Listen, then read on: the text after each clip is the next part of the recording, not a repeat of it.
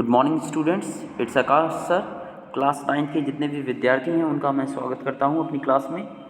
आज हम स्टार्ट करने वाले हैं, जैसा कि आप जानते हो ऑनलाइन क्लासेस स्टार्ट हो चुकी हैं, जिसमें हमने जो है चैप्टर 4 जो है, जैसा कि हम क्लास में पढ़ रहे थे, उसका हमने जो है जितना भी किया था उसके बाद हम स्टार्ट करने वाले हैं। और उस चैप्टर का नाम था फॉरेस्ट एंड कॉलोनाइजेशन। तो वो जो चैप्टर 4 था हिस्ट्री का, आप देख लेना सही से।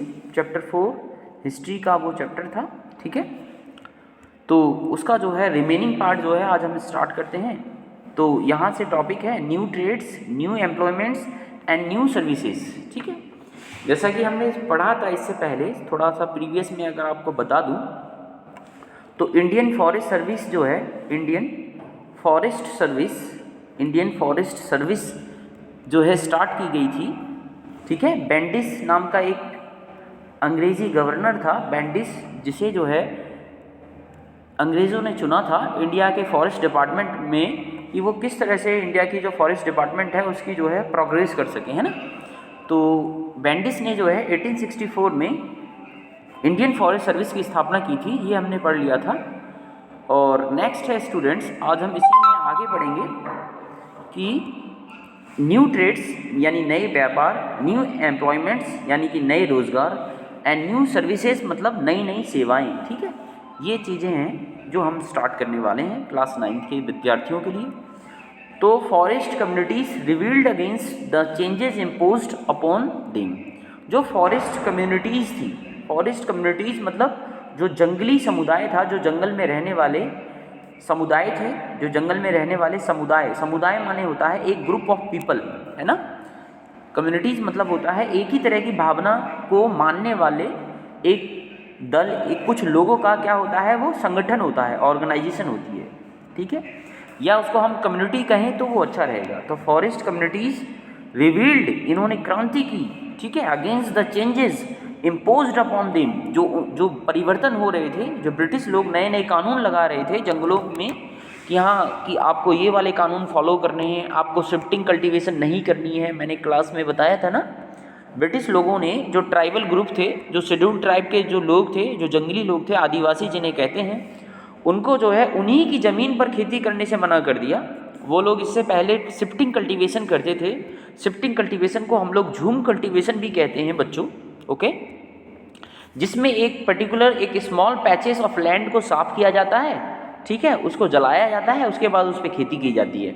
उसके कुछ दिन बाद या कुछ महीनों के बाद वो लोग उस जगह को ऐसे ही छोड़ देते हैं, फिर एक नई जगह चुनते हैं, फिर उस पर खेती करते हैं, ठीक है। This is called shifting cultivation, ठीक है। तो अंग्रेज़ों ने जो है, जो आदिवासी जो थे, जो ट्राइबल ग्रुप थे, उनकी शिफ्टिंग कल्टीवेशन को भी क्या कर दिया, बैंड कर दिया। शिफ्टिंग कल्टीवेशन उसको भी बंद कर दिया कि आप शिफ्टिंग कल्टीवेशन नहीं कर सकते। और नए नए कानून बनाए, कहाँ पे, जंगलों के लिए, ठीक है, कि आप जंगलों की कटाई नहीं कर सकते, आप अपने यूज़ के लिए, अपना घर बनाने के लिए जंगल की लकड़ी नहीं ले सकते। वहीं एक दूसरी ओर हम देखें तो जो ब्रिटिशर लोग थे, जो अंग्रेज़ लोग थे, वो जो थे वो जंगलों से यानी इंडियन फॉरेस्ट से, मैंने बताया था इंडियन फॉरेस्ट से साल की लकड़ी, है ना, साल और टिम्बर तो तुम जानते हो ना, ठीक है, टिम्बर, वुड, तो वो इस तरह की लकड़ी जो है यूज़ करते थे रेलवे स्लीपर्स बनाने के लिए, ठीक है।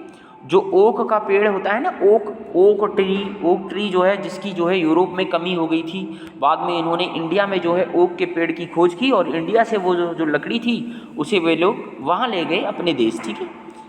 तो एक्सपोर्ट का काम भी किया उन्होंने इंडियन लकड़ी का। और वहीं वो जो मूल निवासी थे, जो जंगल के मूल निवासी थे, उन्हें मना कर रहे थे कि आप जंगल की लकड़ी का उपयोग नहीं कर सकते।